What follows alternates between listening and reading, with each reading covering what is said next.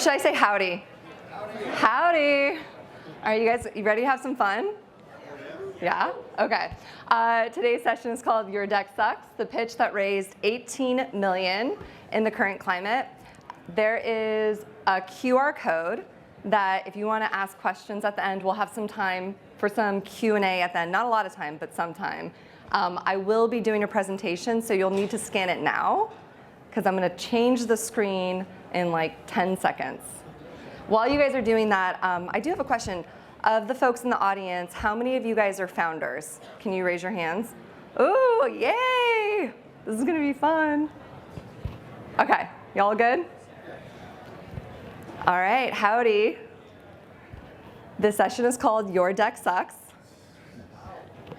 Yeah. How I raised $18 million in the current climate without sending a single deck. But before I get started, who the heck am I? My name is Jacqueline Samira. I'm the founder and CEO of Howdy.com. I have helped my companies raise over $44 million. I've also made them over $150 million in revenue.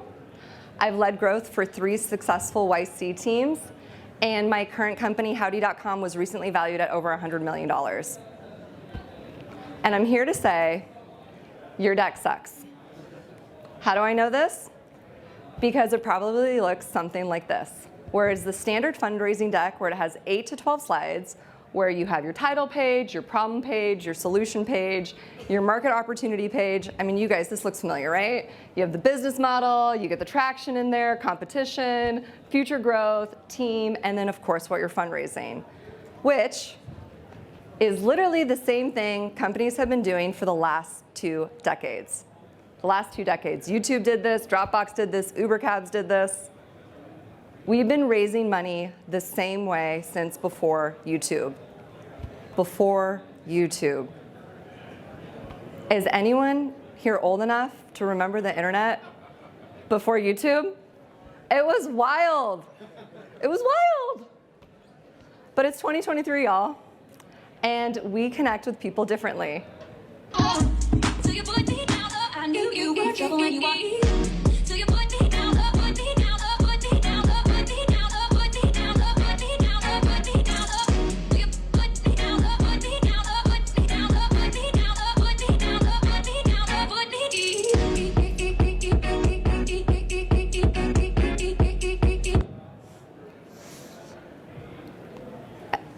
I don't know if you guys caught it. That was TikTok, you know.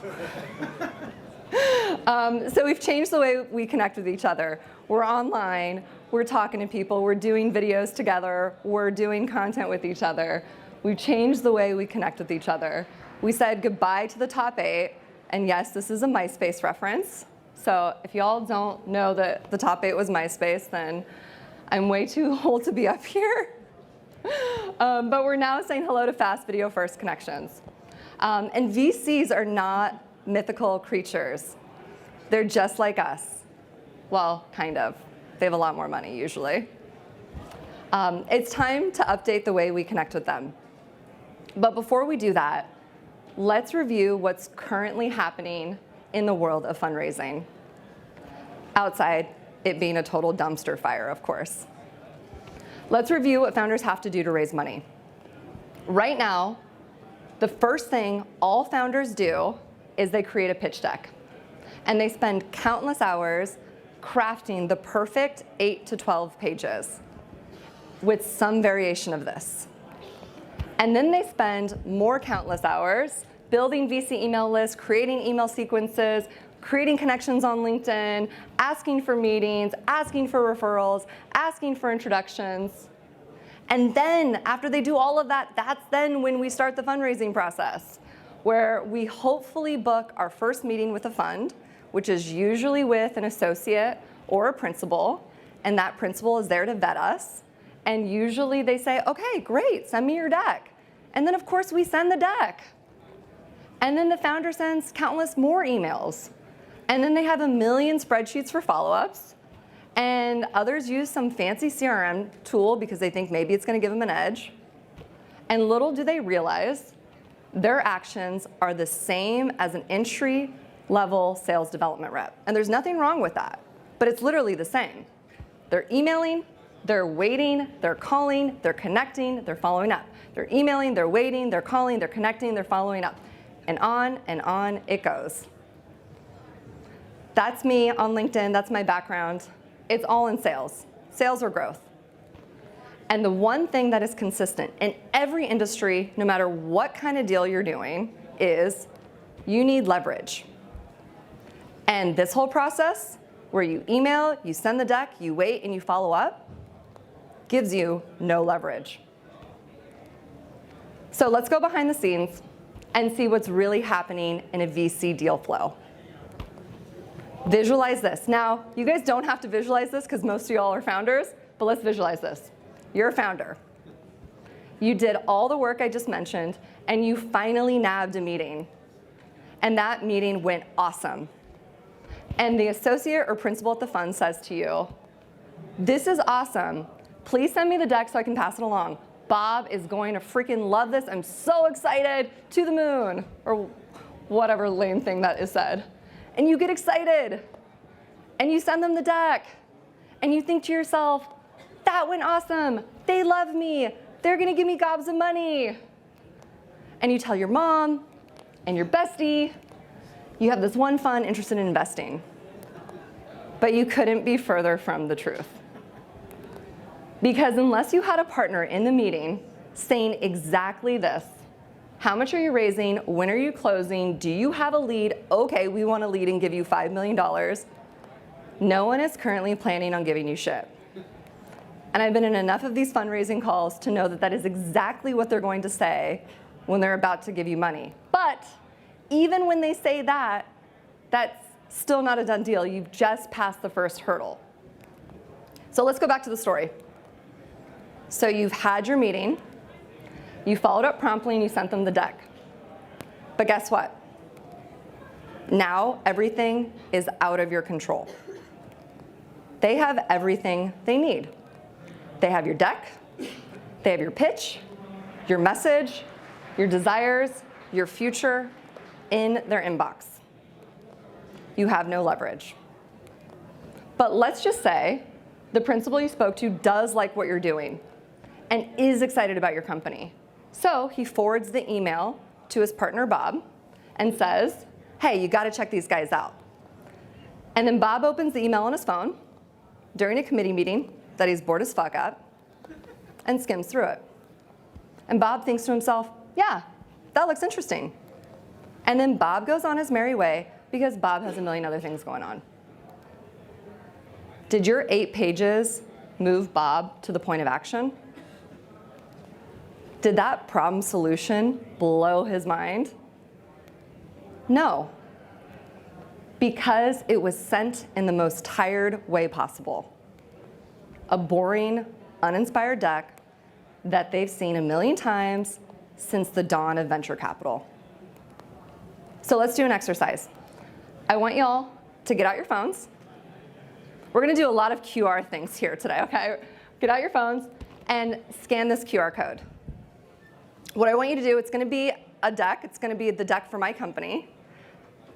That you will literally be the only people that have ever seen a deck for my company because I've never sent it.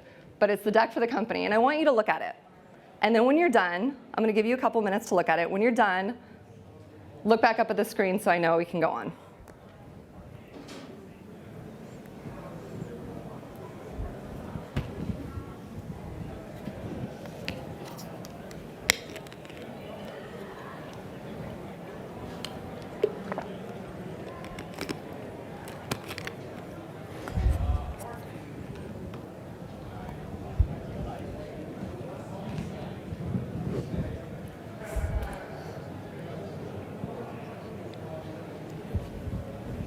Okay, I see some eyeballs. All right. Now, I want you guys to watch this 4-minute pitch. Hi, we're Howdy. Howdy helps US tech companies build and manage their dev teams in LATAM. And we're used by a ton of amazing companies, from small bootstrap startups to big guys like Coinbase. We've had incredible success with 246% growth this year versus last. Our current ARR is 17 million, not to mention we're profitable, have over 45 enterprise customers, and a 25 to 30% run rate EBITDA. We ended 2020 with 1.8 million, last year was 6.7 million, and are forecasted to end this year at 19.3 million. How? Hiring developers is getting increasingly more difficult and will continue to subsist even in an economic downturn and with unprecedented tech layoffs. In fact, last Friday, Wired Magazine published an article titled, "Despite Big Layoffs, Tech Workers Are Still in Demand." And recently, CNBC said, demand for tech talent remains strong, with US employers posting 1.1 million tech job openings. In fact, it is projected that there will be 2.6 million unfilled tech jobs next year alone. So I set out to create a solution. As a reminder, Howdy helps US companies build and manage their dev teams in LATAM. Think of us like Deal, where we're their employer of record, but we do a ton of other stuff as well, like the sourcing, the vetting, the payroll, the buying of local benefits and perks, procuring of equipment and facilities, and our secret sauce and my personal favorite, developer retention, all from an easy-to-use platform. Our customers can build their dream dev team with just a few clicks, get pre-vetted profiles based on their needs within minutes. Howdy also includes a standard premium benefits package local to each developer that reduces employee churn and allows users to add additional benefits to help expand their brand among their team in LATAM. Companies no longer have to compromise culture or perks just because their employees aren't in the US. But none of this works without top talent. And this is how we're different than all of those online marketplaces. We actually build physical presences in LATAM cities because we believe work will remain remote, talent will continue to be distributed, but people will always be social. So this is how we source top talent. We launch in LATAM cities with Future of Work community-centric offices. We embed ourselves in local developer communities, identify and recruit local tech leaders, and continue to build our base of top talent through a crazy network effect we have. So let me explain. For every one developer we hire, 1.2 developers are referred to us. In fact, 26.1% of our employed developers came by an employee referral. And at an insane 98% retention rate, our team sticks around. And this is why we've had such explosive growth, because great engineers know other great engineers, and tech companies only want to hire great engineers, and happy customers refer us to other customers. The proof is in the pudding. Howdy has had this explosive growth solely through word-of-mouth referrals. In fact, we have not spent a single dollar on sales or marketing. And here's the best part. Just by continuing to do the exact same thing we've been doing and nothing else, in 5 short years, we'll be generating $510 million in top-line revenue. And that's just with 4,633 developers, which is only 0.4% of the LATAM market and 0.018% of the global market. That's me. I'm Jacqueline Samira, founder and CEO, and that there is my amazing co-founder, Frank Lisea. This isn't our first rodeo, and we're thrilled to have you a part of the ride. If you or any of your companies need developers, simply visit us at howdy.com. Thank you, thank you, thank you.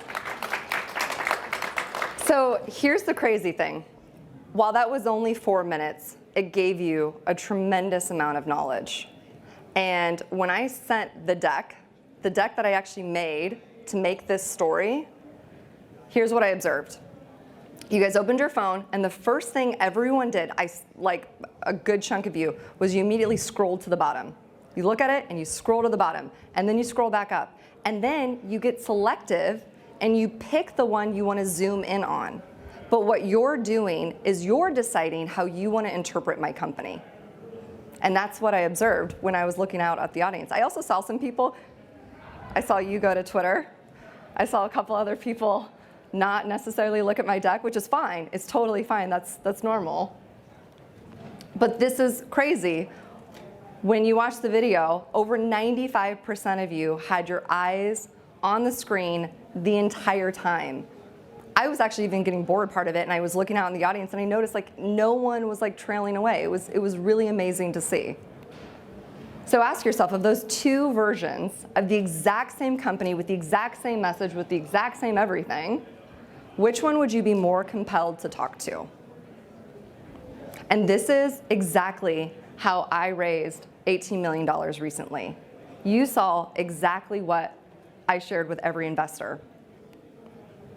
They need to hear my pitch, the problem, our solution, our trajectory, my company, my story, said in exactly the way I want my message to be received. Your deck deserves the same. Your deck requires a captive audience. Your deck should not allow them to skim. And when your deck is forwarded 1 million times, each time it should be received in the exact same way, in your voice, with their attention and complete focus. And most importantly, your company deserves to be pitched by you. Not in a two-dimensional PDF that's skimmed through, read in their voice, with their stigmas and their heuristics, while sitting in the background of some meeting that they're half paying attention to. And trust me, plenty of people asked after they saw the video, oh, this is great, but we need just the slides. Will you send that? Or, our fund is old school. Thank you for the video, but can you just send me the deck? I can't present anything without a deck. To which I responded, I totally understand, and I completely respect that, but I don't send decks. It's this or nothing. Or, you can send the link the same way you send a PDF, or it's only a couple minutes. Have them watch it. If they like what they see, I'm happy to get on a phone call and dive deeper. But if they don't even want to watch that, then there's no reason for us to have a conversation. And 100% of the time, they sent my video. And I got rave reviews. In fact, VCs that didn't even get to invest in my company asked me if they can use this video as example training materials for their portcos. And I know you're thinking, this is great and all, but how does it create leverage? It created leverage because people actually heard my message. And the video element was so unique and inspiring that it broke the mental model in such a way that I got a tremendous amount of meetings booked. And of course, that created buzz and excitement. And we all know when there's buzz and excitement, that's when hot deals are made. We had a hot, oversubscribed round in a climate where no one was giving any money to anyone. And we are not a generative AI company. We don't even have AI anywhere in our description. We're also not building robots to perform brain surgery. We help companies hire and manage devs in LATAM. And while I am completely and utterly obsessed with what we do, I'm not naive. I know it's not the sexiest thing to be doing. But guess what? You don't need to be doing the sexiest thing to be the hottest company. You need a great pitch and a great story told in a compelling and inspiring way. You need to separate yourself from all the noise. You need to inspire people to take action. And every single person that sees your pitch should say after they watch it, wow, can I invest?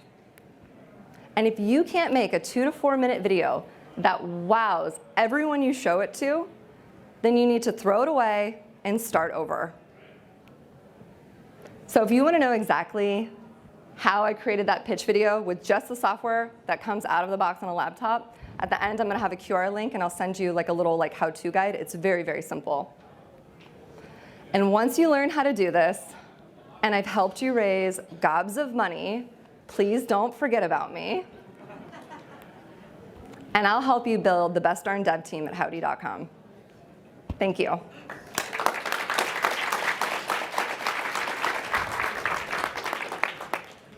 All right, I think Q&A time, right?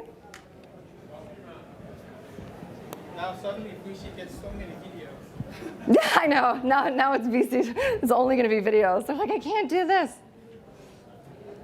Check. Here we go. All right, the first question is, what tools did you use? Yeah. QuickTime, Google Slides. That's it. What inspired you to use your model, to do that model? A lot of things. So as you guys saw with LinkedIn, my whole background is in sales. And one of the things I learned early on in sales is if someone says, great, give me all the materials, I want to go home and review it, as a salesperson, you've lost the sale. Giving them things for them to go home and review it means, okay, I'm now giving up control, I'm now giving up leverage for them to go home. And so it was very similar in that same way. Like I knew early on, when we did our seed funding, I didn't actually create a video. I didn't give a deck though either. And part of the reason is because it forces them to get your message out of you. And I wanted to be able to say, no, if you want to talk to me, if you want to talk about our company, I'm the best person to talk to about it. Not this like two-dimensional representation. And from there, it's kind of evolved into this idea of, well, I can't have 90 conversations all the time. What if I just did the same pitch over and over and over in a way that isn't a video? All right. How about why 4 minutes? Should it be shorter? So the first video, that's a great question. So the question is why 4 minutes? Should it be shorter? Actually the first video I did was 2 minutes and 35 seconds. I think 2.5 minutes is actually the sweet spot. But what I realized when I sent the 2.5 minute video is I had a lot of follow-up questions that were asking the same thing. And so I added to the presentation and iterated on it based on those questions. And that's what made it 4 minutes. But it really should be, even that, it's only 4 minutes, but when you watched it, it probably felt like a really long time. So if you can keep it at 2 minutes, that's more ideal, for sure. Did you ever doubt your approach? No. The reason being is I like to work with people that don't necessarily just want to follow a checklist or just make it so like we have to do things because that's what the model is or that's what like everybody else does. And so a part of me, it was like just naturally filtering out folks that I didn't think would be great partners for us anyways. Okay, here's a good one. Thanks. If Elon Musk, Bill Gates, or Jeff Bezos asks for your deck, would you turn them down? Yeah, of course. I'd send them my video. And also too, like if they ask for my deck, then they clearly are interested in something. So then I could leverage that for a meeting. And that's a way better connection with any of those guys. All right. Is there proof that a mediocre product with a video pitch was more successful than a unicorn product with a slide deck pitch? Is there proof? Yeah. I don't know, but I'm sure hoping that we're about to be a unicorn. No, I don't know. So we went through Y Combinator in winter 21. And one of the things that they always say to you is like, have your pitch, have your vertebrae, have it in the background, but the best conversations are they're conversations where you're engaging and you have it there as supplemental material, but it shouldn't be there to guide you. And so in a lot of ways, it felt kind of like a progression of that, where it's supplemental, but it's not necessarily, you can get on the phone and actually have a conversation with people rather than having some like background slide deck, which ends up creating a lot of friction in conversation, which like is not the best when you are raising money. You want to be able to make it seem like it is just this like very fluid, comfortable, engaging conversation. Okay, somebody asked, what VCs don't want videos so I can avoid them? So here's the thing. When you're raising money and you're meeting with people, you're generally not talking to the partner. You're generally talking to somebody that is vetting you, which is the associate or the principal. And they're usually going off of what they have to do to position you to their partner. And a lot of partners will say, oh, no, this is what you need to give it to me in a perfect package that I want to receive it in. And if you can't give it to me in this perfect package that I want to receive it in, then I'm not going to like look at what you're doing. And so I think it's actually more indicative of the relationship that the principal has with the partner than anything else. So I don't think it's necessarily them not wanting the video. It's more, does this person who works for the partner have the ability to go to them and say, no, I know it's weird. I know it's not normal, but just watch this video. And so the folks that did turn us down at first were not the actual funds that were turning us down. It was the associates of the funds that weren't, I wasn't checking their boxes, you know? Did any of those associates come back and say, no, we want to invest? Yeah, they did. They all came back. It was like dating. It was wild. Like the moment you reject them, then all of a sudden they're like, wait a minute, but who are you? That's what it felt like, at least. Yeah. One more? No, we're good. Was that everything? Okay. That was everything. Thank you, guys.